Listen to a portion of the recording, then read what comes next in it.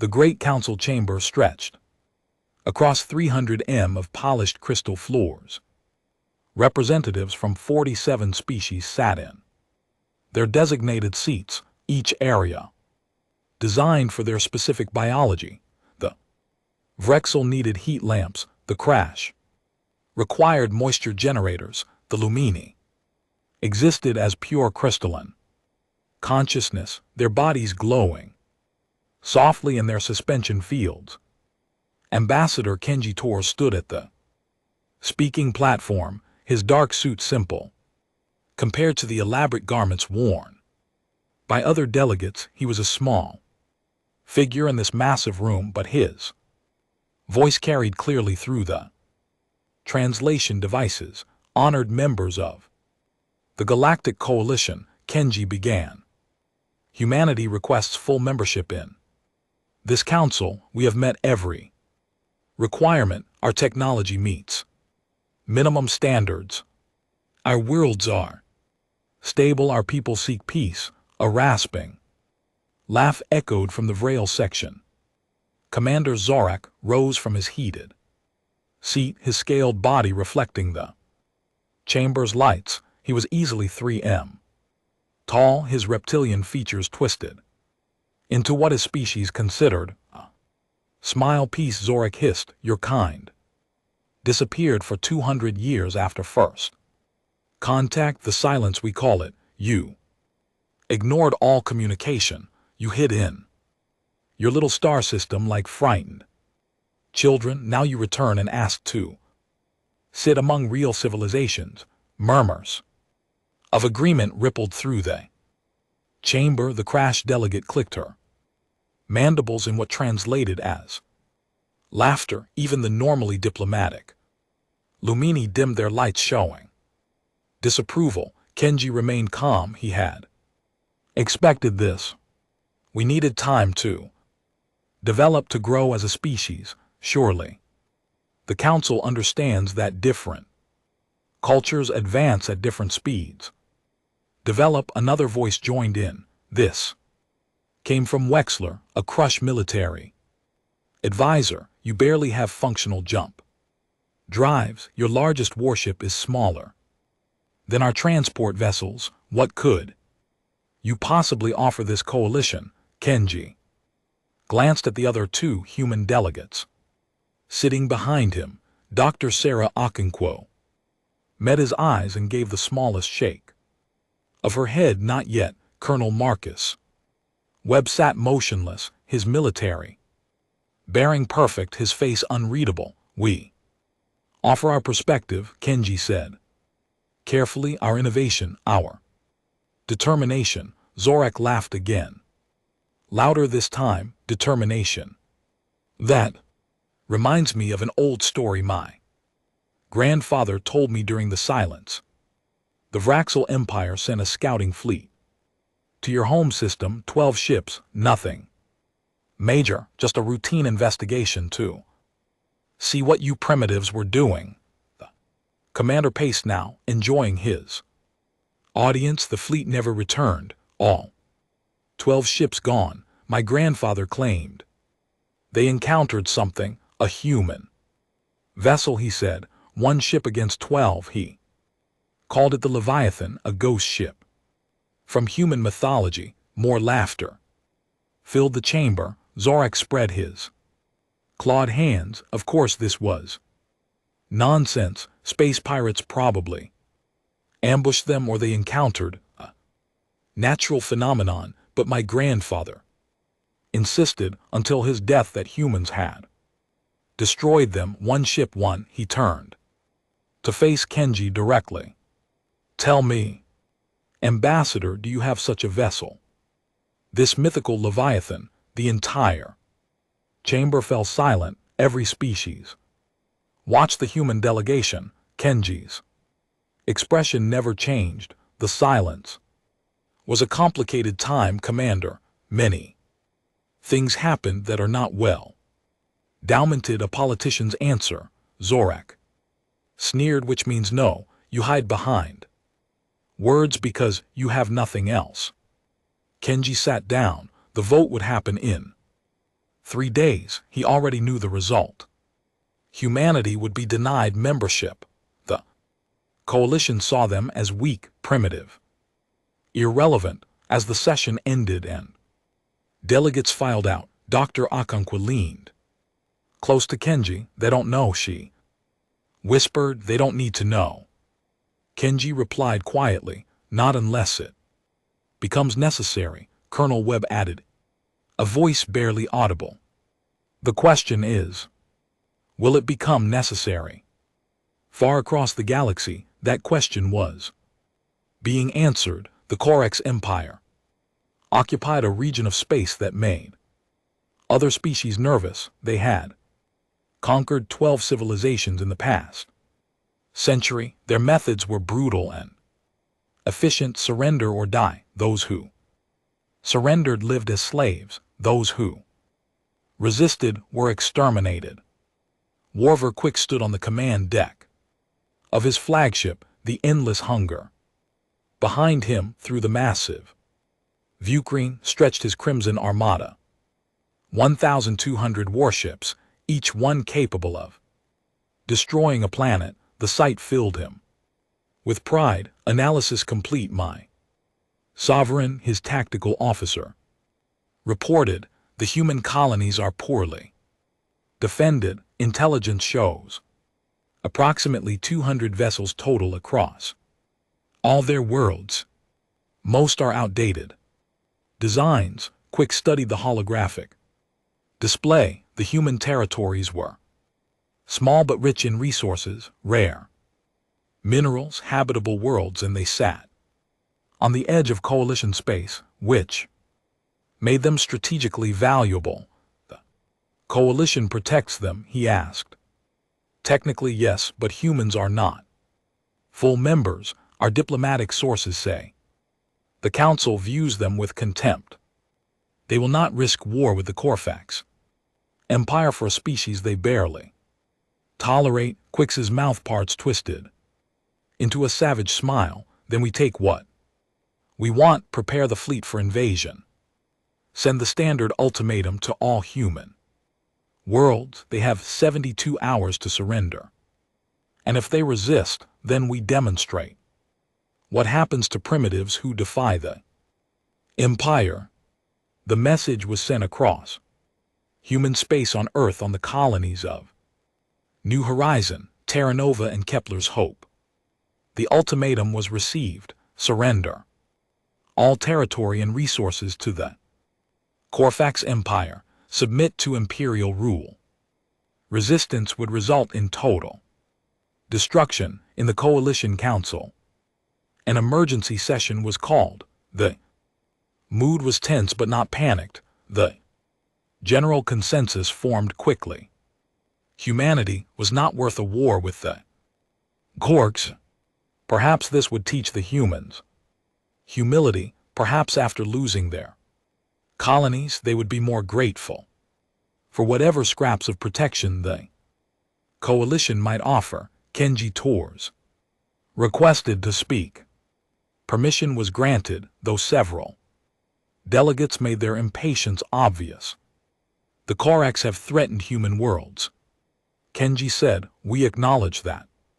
Humanity is not yet a full coalition member, therefore we do not ask for your protection. We decline to put any other species at risk for our sake. This caused confusion. Wexler the Crash clicked in surprise. You accept conquest? You will not even fight? I did not say that, Kenji replied. Small smile crossed his face. I said, we will not ask for your help. Humanity will defend its own worlds. Zorak could not contain himself. With what? Your 200 obsolete ships against the Crimson Armada. This is suicide. Kenji gathered his materials. Dr. Okonkwo and Colonel Webb stood with him as they prepared to leave the chamber. Kenji turned back one last time. Commander Zorak, you mentioned your grandfather's story, the one about the Leviathan. You called it a myth because it is a myth. Zorak's Snapped. Kenji's smile widened slightly. Perhaps, or perhaps some myths exist.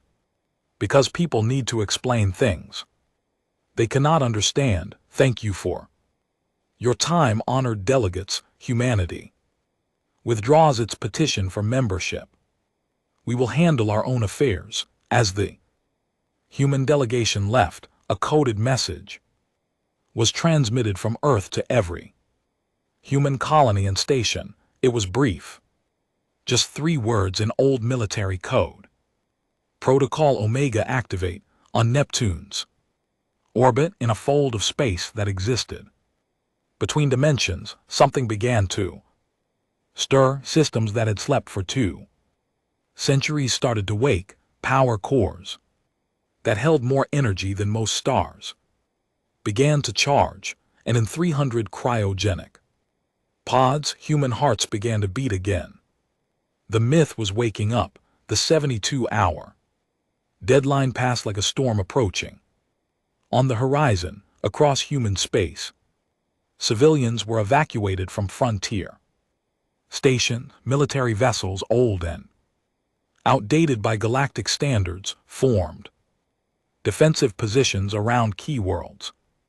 Everyone knew these defenses would not be enough, but humans would fight. Anyway, on Earth in the deep archives, beneath Geneva, Dr. Sarah Okonkwo walked through corridors that few people knew existed. Her security clearance was among the highest in human space. Colonel Marcus Webb walked beside her, his face grim. The Council thinks we're fools, Marcus said. Let them think that, Sarah replied. Better they underestimate us than fear us before it's necessary. They entered a circular room. The walls were covered in displays showing data streams, historical records, and classified files. This was the archive of the silence, the complete record of what humanity had really been doing for 200 years. Sarah pulled up a hologram. It showed a star map from 230 years ago, back when humanity had just developed their first crude, faster-than-light drives.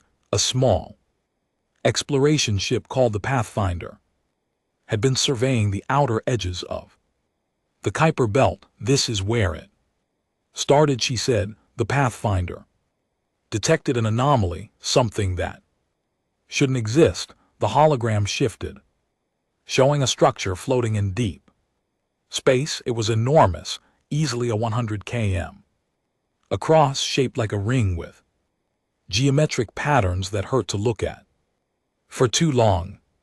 The architecture followed rules that did not match 3-dimensional space. The architects, Marcus said quietly, the old ones. Every spacefaring species knows the legend. Sarah continued.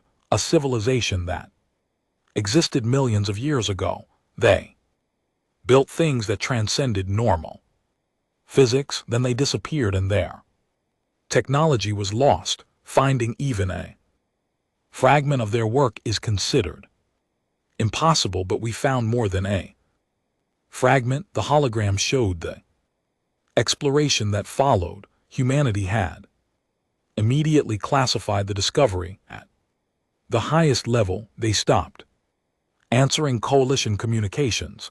They pulled back to their home system. The galaxy called it the silence and assumed humans were either too afraid or too primitive to engage. The truth was different.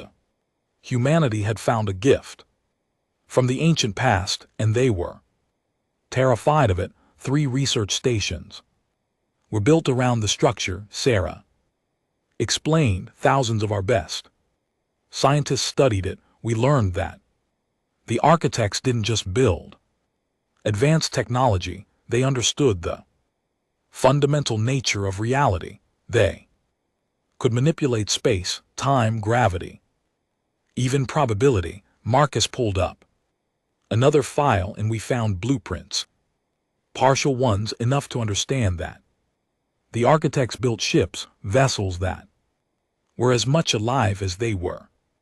Machines, that's when the debate started. Sarah said, "What should we do? With this knowledge, we could build weapons, we could conquer the galaxy. The technology we found could make humanity unstoppable, but we didn't." Marcus finished. "We chose differently." The decision had taken 10 years. Philosophers, ethicists, scientists, military leaders, and civilian representatives debated humanity's path.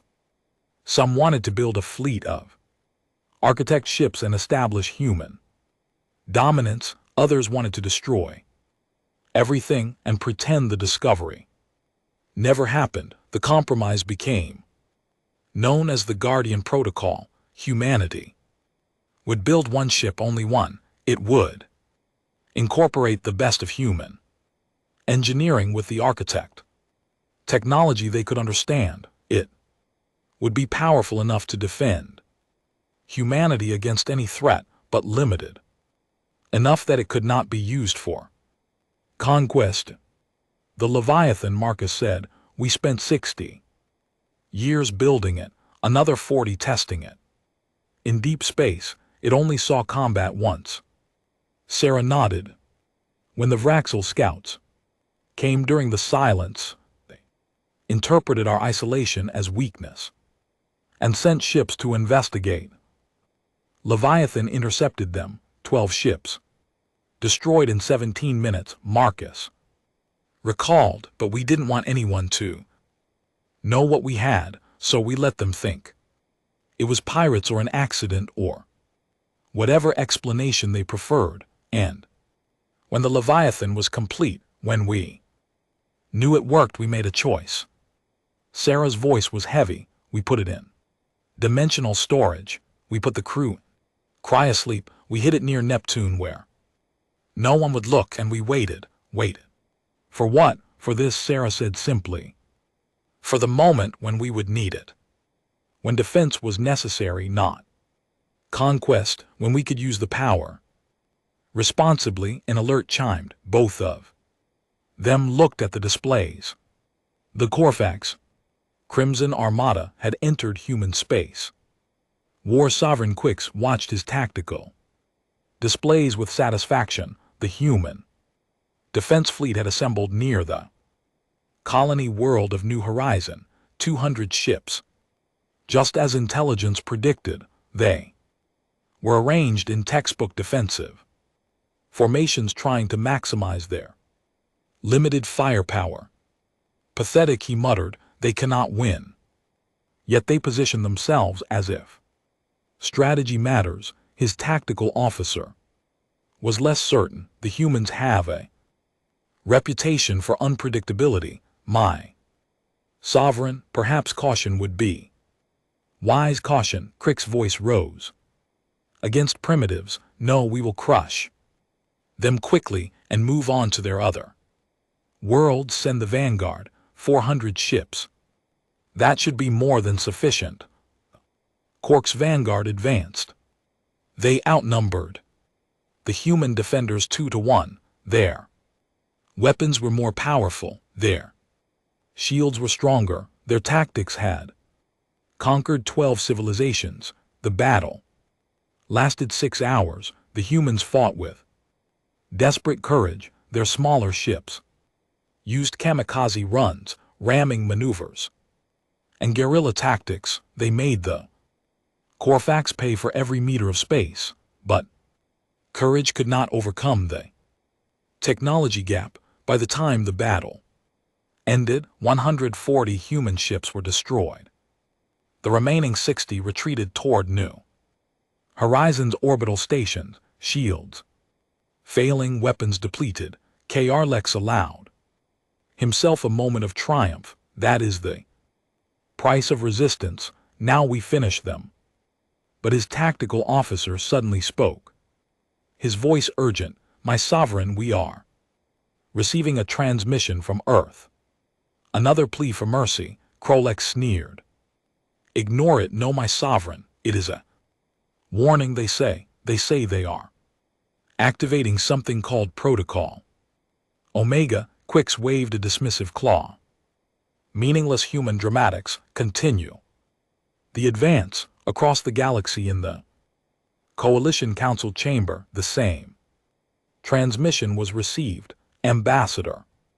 Kenji Torres appeared on every screen. His face calm, but his voice carrying an edge that few had heard before. This message is for all Coalition species, and for the Corfax Empire.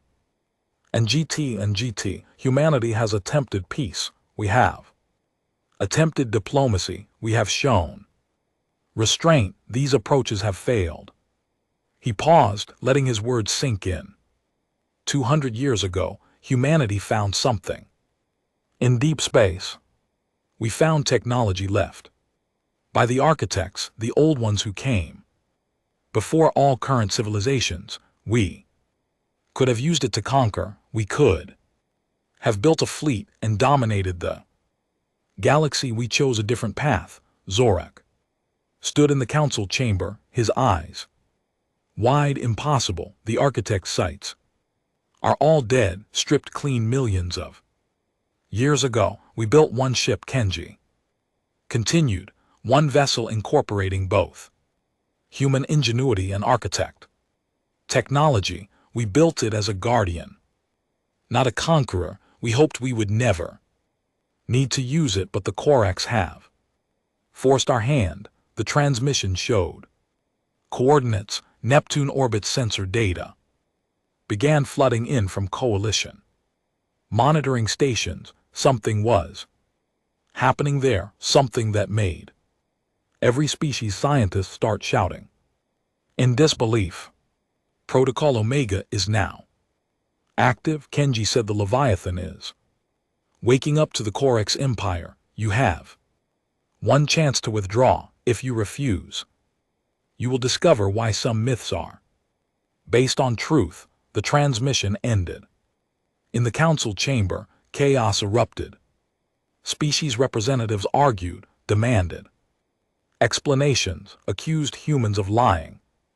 But the sensor data did not lie. Near Neptune, a tear was opening in space itself. Energy readings spiked beyond any known measurement, and something vast was coming through, something that should not exist, something that proved humans had been very, very quiet about what they could really do. The myth was no longer sleeping. Captain Sarah Chen woke from a sleep that had lasted 200 years. The cryogenic pod hissed as it opened, releasing vapor into the dim chamber. Her body felt strange, different, enhanced by the integration process that had been necessary to pilot the Leviathan. Her nervous system had been modified to interface directly with the ship's consciousness, because the Leviathan was not just a ship, it was alive in ways that current science could not fully explain. Sarah sat up slowly, her enhanced physiology already compensating for 2 centuries of frozen sleep. Around her, other pods were opening, her crew of 300, all volunteers, all modified, all ready for a mission they hoped would never come. Status, she said, her voice activating the ship's systems. Presence filled her mind, not thoughts exactly, but awareness. The Leviathan was speaking to her through their neural link. Images flooded her consciousness. The Corax invasion, the destroyed human defense fleet, the colony world of New Horizon, 2 billion people now in immediate danger. So it's time, Sarah whispered. She had known this day might come. She had volunteered for cryosleep with that knowledge, but hoping something would not happen, and accepting that it had were different things. Her first officer, Commander James Park, appeared beside her. He was already fully awake, his own modifications allowing him to interface with the ship's tactical systems. The crew is waking, Captain. All systems are coming Online, we're still in dimensional storage, but the fold is destabilizing. We'll be in normal space in approximately 4 minutes. Get me a clear picture of the situation, Sarah ordered. And wake up everyone, full combat. Stations throughout the Leviathan 300. People moved with practice efficiency. They had trained for 40 years before. Going into cryosleep, every drill, every simulation, every possible scenario had been explored. They were not just a crew, they were the guardians humanity had chosen. The ship itself was 15 km long, shaped like nothing else in the galaxy. Its hull seemed to shift and change depending on the angle of view, as if it existed partially in other dimensions. The architecture followed patterns that the architects had used, geometric designs that incorporated mathematics beyond standard, three-dimensional understanding. Human sections were clearly visible, practical and functional engineering, but these were integrated with structures that seemed organic, alive, flowing armor plating that could regenerate, power conduits that pulsed like veins, weapon systems that did not just fire energy but manipulated the fundamental forces of reality. Sarah made her way to the bridge, a circular chamber at the heart of the ship.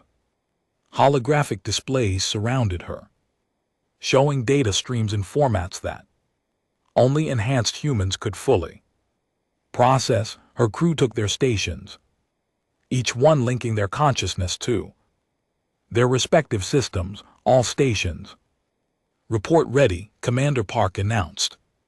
Sarah settled into the command chair. It was not really a chair, it was an interface point, a place where she could become one with the Leviathan. Neural connections activated, and suddenly she could feel the ship's vast consciousness merge with her own. It was overwhelming and beautiful. She could feel every system, every sensor, every particle of the ship's being, and more than that, she could feel its purpose. Architects had built this technology for exploration, for understanding, for pushing the boundaries of what was possible. Humans had adapted it for protection. Take us out, Sarah commanded. New horizon, maximum speed. The Leviathan did not move in the conventional sense. It folded space. One moment it existed in its dimensional pocket near Neptune. The next moment it was simply somewhere else. The transition was instantaneous from an outside perspective, but Sarah experienced it as a journey through layers of reality that normal physics could not describe. They emerged in the New Horizon system, and immediately every sensor in the region went insane. War Sovereign Quix was preparing for the final assault when his tactical officer screamed. Hut spoke urgently, not reported with concern, but actually screamed in primal terror. What is it? Klex demanded. Energy signature, my sovereign. It just appeared. Readings are off every scale. It's impossible. The sensors say it's 15 km long, but mass readings indicate it's heavier than a small moon. Gravitational distortions are warping space around it. What is that thing on every display screen? The Leviathan appeared. Quick stared at it, his mind struggling to comprehend what he was seeing. It was beautiful and terrifying. Its hull seemed to shimmer with inner light. Patterns moved across its surface like living things, and it radiated power, incredible power, power that made his entire armada seem like children's toys. Is that a ship? He whispered. Across the coalition, every species with sensors in the region received the same data. In the council chamber, absolute Silence fell as the readings were analyzed. The Lumini Elder was the first to speak, her crystalline body pulsing with agitation, that energy signature. It matches records from the First Age. The architects, the old ones, but that is impossible. Their technology has been dead for millions of years. Zorax's voice was barely a whisper.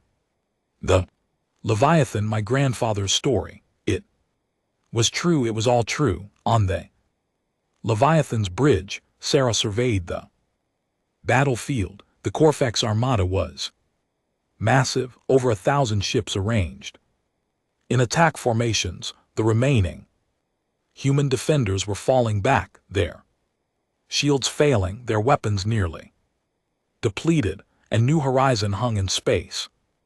Beyond them, helpless, open a channel. Sarah ordered, all frequencies, I want everyone to hear this. The communication systems activated. They did not use normal radio waves or quantum entanglement. They used something more fundamental, broadcasting directly through the fabric of space itself. Every ship in the system, every station, every coalition monitoring post across the galaxy received her words. This is Captain Sarah Chen of the United Terran exploration vessel Leviathan. To the Corvex forces, you are ordered to power down your weapons and withdraw from human space immediately. This is your only warning. Krillix recovered from his shock. He was a conqueror, a warrior who had destroyed civilizations. He would not be intimidated by one ship, no matter how strange it looked. One vessel against my armada. Human arrogance knows no limits. All ships open fire, destroy that thing. Sarah felt his decision through the sensor nets before the orders were even transmitted. She sighed. They chose violence, tactical. You are authorized to engage, defensive. Protocols only, disabled, do not destroy. When possible, understood, Captain. Commander Park replied, engaging. The Corvex Armada opened fire. Thousands of weapons discharged simultaneously. Plasma cannons that could melt through asteroid fields, antimatter missiles that could crack planets, quantum disruptors that could tear apart molecular bonds, enough firepower to sterilize a solar system. All of it struck the Leviathan's shields, and none of it penetrated. The energy simply dissipated, absorbed and redirected by defensive systems that operated on principles current science could not explain. The ship did not even shake. The shields did not even flicker. Sarah felt the weapons fire through her connection to the ship. It felt like raindrops on her skin, gentle and meaningless. Return fire, she said quietly. Demonstrate capability. Leviathan did not have traditional weapons. It had systems that manipulated reality itself. Commander Park selected targets, carefully prioritizing the closest threats. 5 Corvex battle cruisers suddenly found themselves caught in gravitational fields that should not exist. Space warped around them, crushing their hulls like paper. They did not explode, they simply compacted into dense spheres of wreckage. 10 more ships tried to retreat. The Leviathan flickered, moving through quantum space, and appeared directly behind them. It did not fire weapons, it simply created a localized distortion that folded the ships through higher dimensions. They emerged seconds later, millions of kilometers away. Their navigation systems completely scrambled, their weapons offline. 20 more ships attacked in a coordinated strike. The Leviathan responded by generating a pulse that traveled through space faster than light where it touched the Corvex. Vessels, their power system simply stopped, reactors went cold, shields collapsed, life support switched to emergency batteries. 4 minutes after the battle started, 300 Corfax ships were destroyed or disabled. The Leviathan had not even moved from its initial position. It had not used even a fraction of its capabilities, and across the galaxy, every species watched and understood the humans had not been hiding because they were weak. They had been hiding because they were terrifyingly strong. War sovereign Croix watched his armada die, and for the first time in his life he knew true fear. 300 of his ships had been destroyed or disabled in minutes. Not hours, not even half an hour, minutes. And the human vessel had barely moved. All ships full retreat, he shouted. Emergency jump now. His tactical officer's voice cracked with panic. We cannot, my sovereign, that ship, it is doing something to space itself. Our jump drives will not engage. We are trapped. Quick stared at the tactical display. His remaining 900 ships were attempting to flee in every direction, but none of them could activate their faster-than-light systems. The Leviathan had created some kind of field, some distortion that prevented dimensional jumps. They were locked in normal space with a predator that could destroy them at will. Then we fight, Krell snarled. All ships concentrate fire on that vessel. Everything we have, the Armada responded. Every weapon, every missile, every form of destructive power the Corfax possessed was unleashed in a desperate assault. The space around the Leviathan lit up like a new star being born. Energy levels climbed so high that ships on the outer edge of the battlefield had to raise their shields just to avoid the radiation. But when the light faded, the Leviathan hung in space exactly as before, undamaged, unharmed, untouched. On the bridge, Sarah watched the tactical displays with a mixture of pity and disappointment. She had hoped the Corfax would choose wisdom. They had chosen desperation instead. Captain Commander Park said quietly, they are preparing something. Energy readings from the flagship are spiking. It looks like a planet killer weapon. Sarah's enhanced senses confirmed it.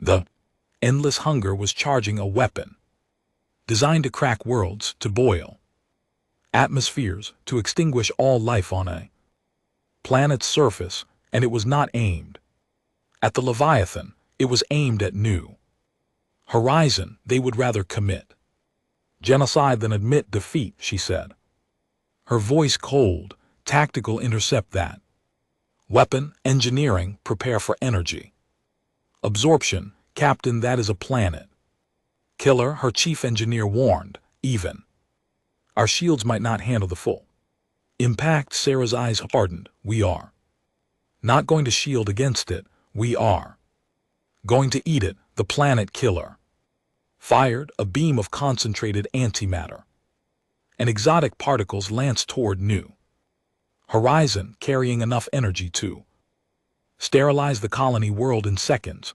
2 billion people were about to die.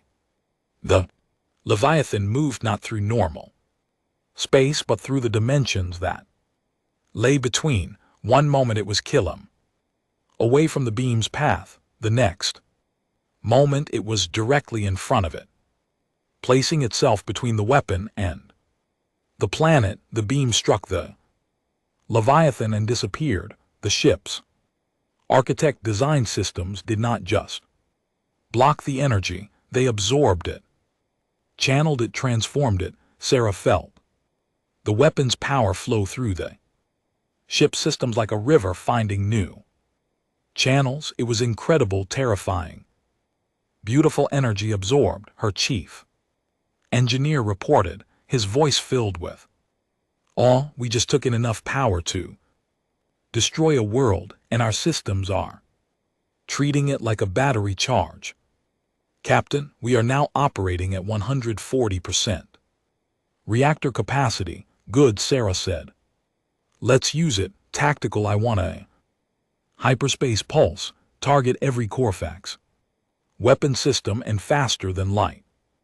Drive in this system, disable them all simultaneously. Commander Park's fingers danced across his interface, his mind linked directly to the Leviathan's tactical consciousness. Pulse prepared, Captain. This will use all the energy we just absorbed, plus 30% of our core reserves. Fire. The Leviathan did not emit a visible beam or projectile. Instead, it released a wave of directed energy that traveled through hyperspace, touching every Corex ship in the system. At exactly the same instant, the wave was carefully calibrated, surgical. Its precision, weapon systems overloaded and shut down faster than light drives, burned out their core components. Shield generators fused into useless metal, but life support remained functional. Crew quarters stayed pressurized. Medical bays continued operating. The Corax soldiers would live, but their ships were now nothing more than drifting hulks. 900 warships disabled in a single pulse. The entire Crimson Armada, the terror of 12 conquered civilizations, rendered helpless by one vessel in one attack. Sarah opened a channel directly to the endless hunger. War Sovereign. KRLEX, your weapons are offline, your drives are destroyed, your fleet is disabled. You try to kill 2 billion civilians rather than accept that you were outmatched. That says everything about your empire and nothing good about your honor. On his bridge, Crowick slumped in his command throne. Around him, his crew sat in shocked silence. Every screen showed disabled ships, failed systems, an armada that had been reduced to space debris without even being destroyed. What are you? He whispered. I'm a guardian, Sarah replied. 200 years ago, humanity found something in space, technology from a civilization that existed before any of us. We could have used it to conquer the galaxy. We chose to use it to protect. Instead, we built one ship, only one. We hoped we would never need it. You forced our hand. She paused, letting her words sink in. You came to our worlds, threatening genocide. You attacked our colonies. You fired a planet killer at civilians. By every law of war, we would be justified in destroying your entire fleet and everyone in it. Quix felt a chill. He had expected annihilation. Every species he had conquered, he had crushed completely. He assumed humans would do the same. And GT, then do it. And GT, finish what you started.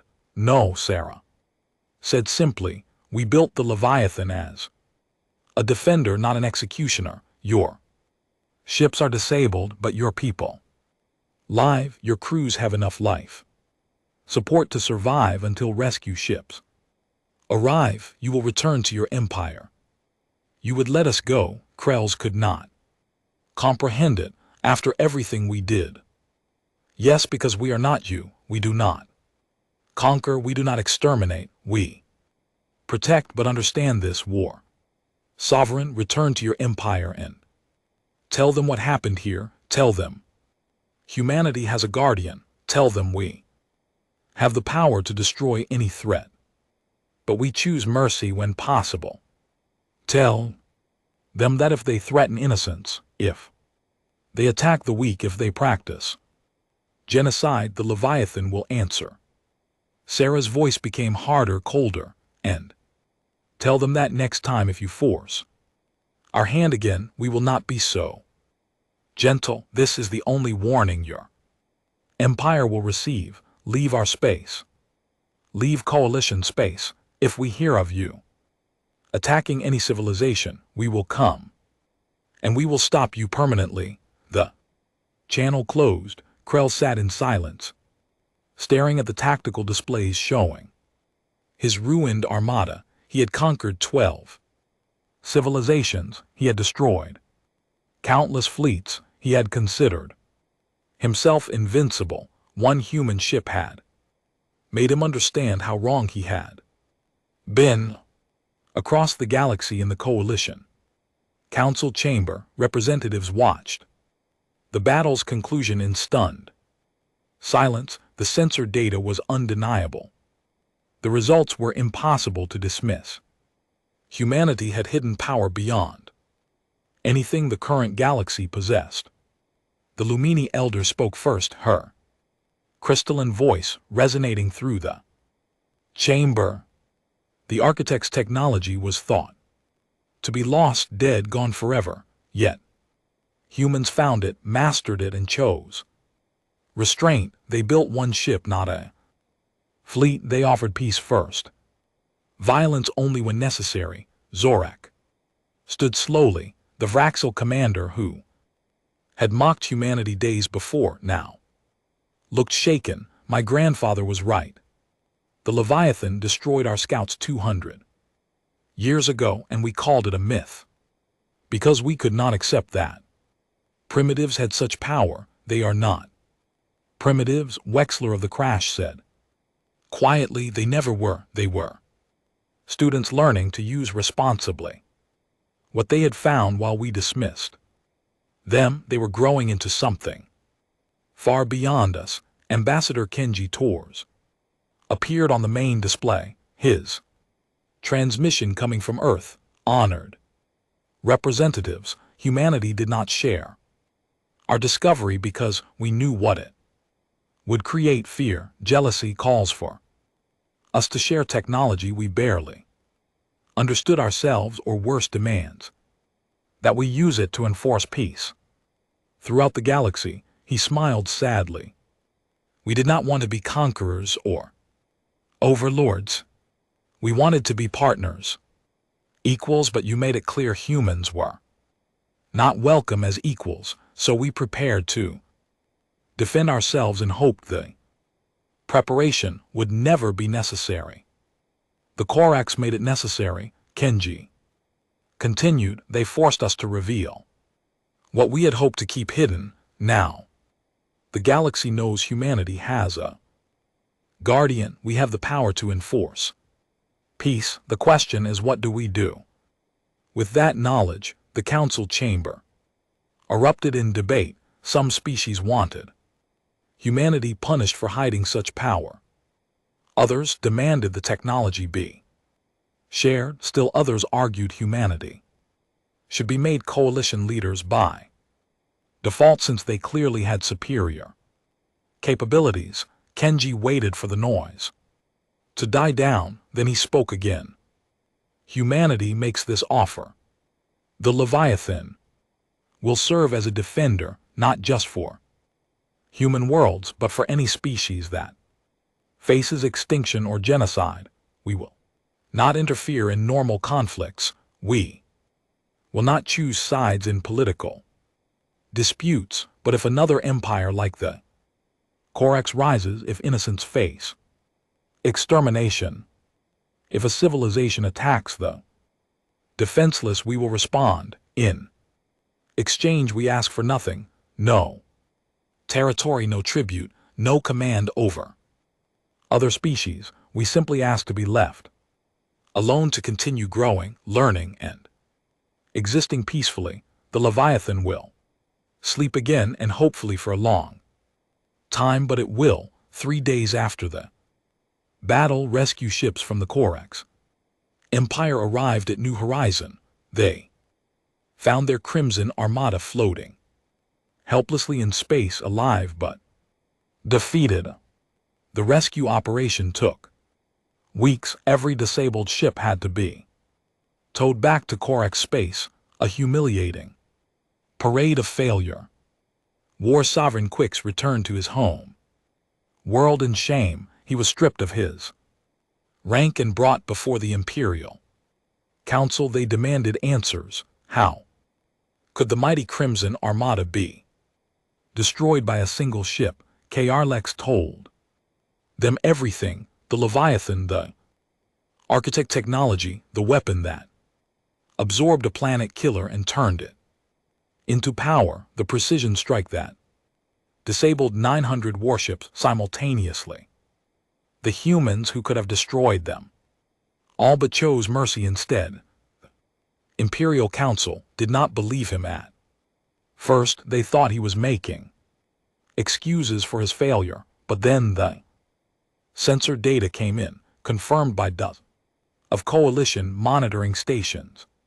The evidence was undeniable. The Corfax Empire, which had built its power on conquest and intimidation, suddenly faced an enemy it could not defeat, an enemy that did not even want to fight, but would utterly destroy them if they tried conquest again. The Empire withdrew. They pulled back from coalition space, from human territory, from the borders of every civilization. They had threatened for the first time in a century. The Corax chose peace not because they wanted to, but because they had learned the price of war with humanity. Captain Sarah Chen stood on the Leviathan's bridge, watching the last Corfax rescue ship jump to hyperspace. New Horizon hung in the viewport beyond. Safe and whole.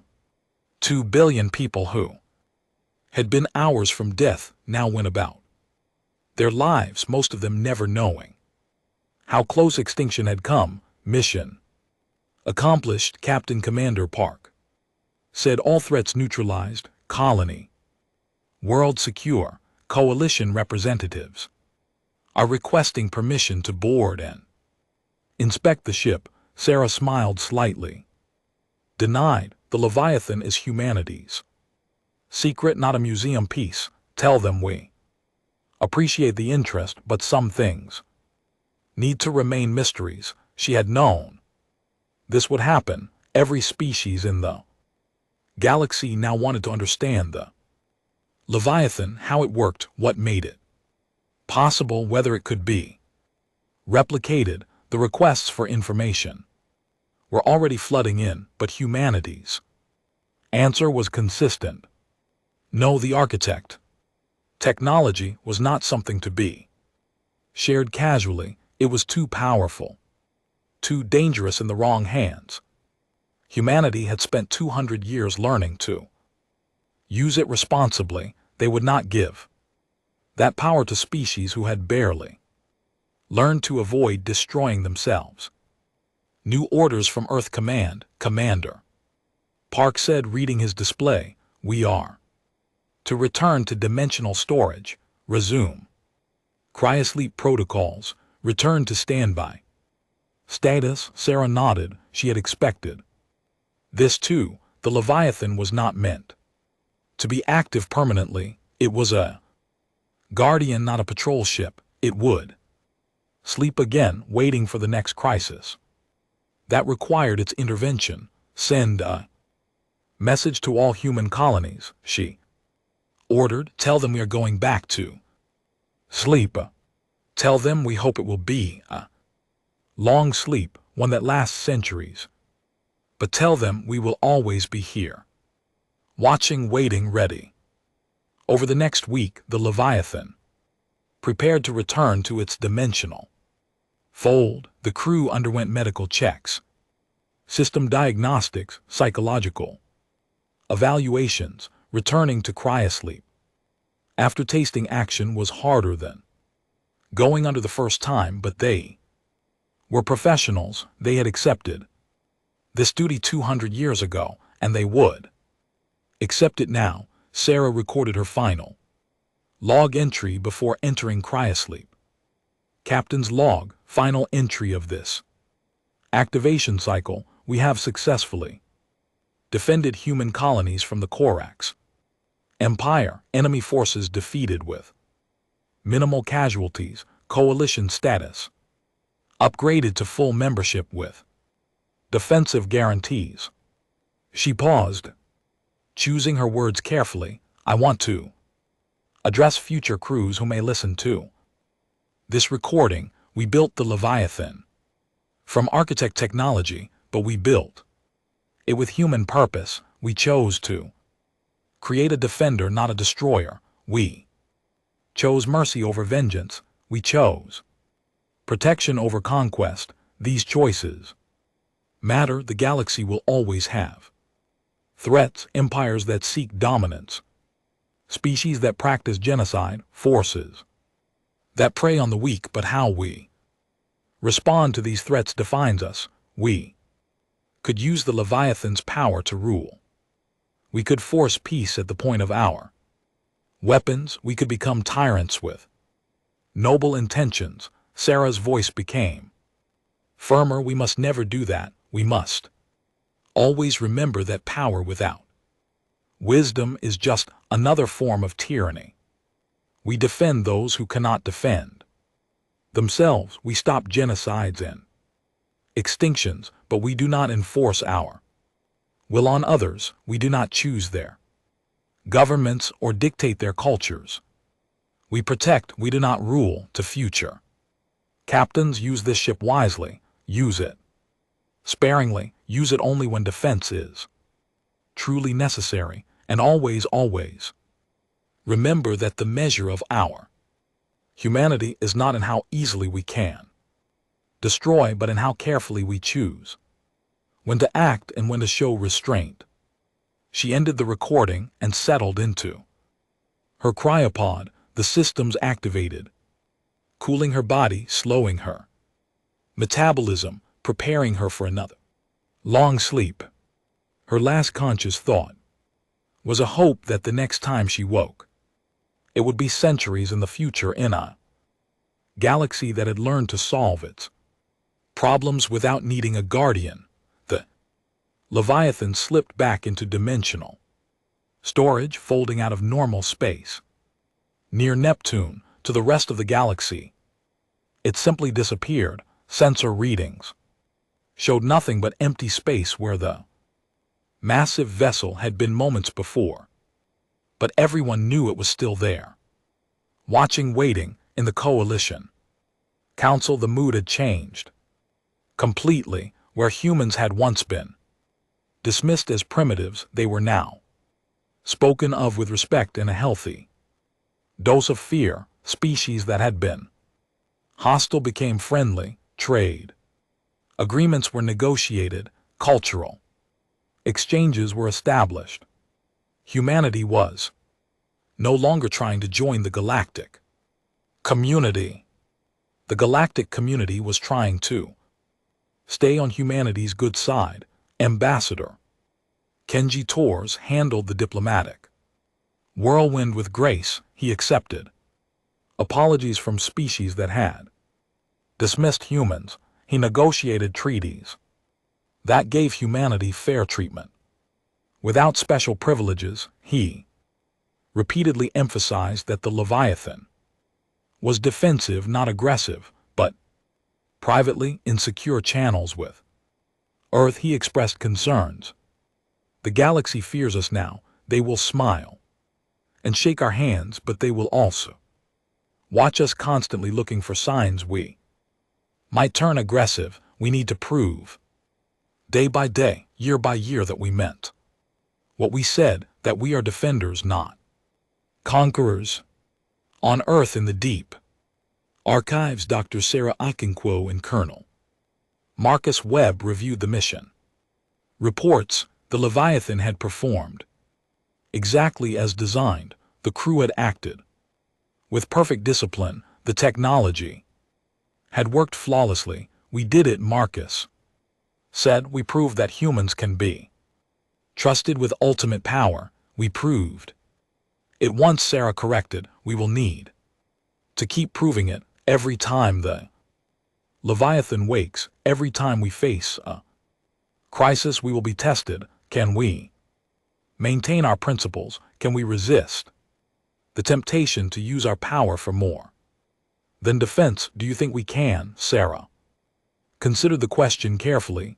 I think we have a chance. We have 200 years of history showing restraint. We built one ship, not a fleet. We offered peace first. We showed mercy to enemies who showed us none. That's a good foundation. But Marcus prompted, but humans are still human. Future generations might not remember why we made these choices. They might see the Leviathan as a tool for enforcing their vision of how the galaxy should be. They might convince themselves that using its power more actively is the moral thing to do. What do we do about that? We teach, Sarah said simply. We make sure every generation understands the responsibility that comes with this power. We tell the story of how we found the architect technology and chose to be guardians, not gods. We remember that power is not the same as wisdom across the galaxy. The story of the Leviathan spread. It became legend in its own time, a tale told in 1,000 languages by 100 species. The ship, that was just a myth until it destroyed an armada, the human guardian that could kill billions but chose not to. The vessel that proved humans were more than they appeared. Some species saw it as a warning, others saw it as hope, but everyone saw it as proof that humanity had earned its place in the galaxy. Years passed, then decades. The Leviathan slept in its dimensional fold, its crew dreaming in cryosleep. Human colonies grew and prospered. The coalition expanded and flourished. New species joined, seeking the protection that the humans had promised. There were tensions, of course, border disputes, trade conflicts, cultural misunderstandings, but these were resolved through diplomacy, not warfare. Everyone remembered what happened when a species chose violence over negotiation. Everyone remembered the Corfax Crimson Armada floating helplessly in space, defeated by defenders who could have destroyed them but chose mercy instead. The Corax Empire itself changed, stripped of its military pride, forced to accept that conquest was no longer possible. It turned inward. New leaders rose, ones who valued trade over tribute, diplomacy over domination. They would never admit it publicly,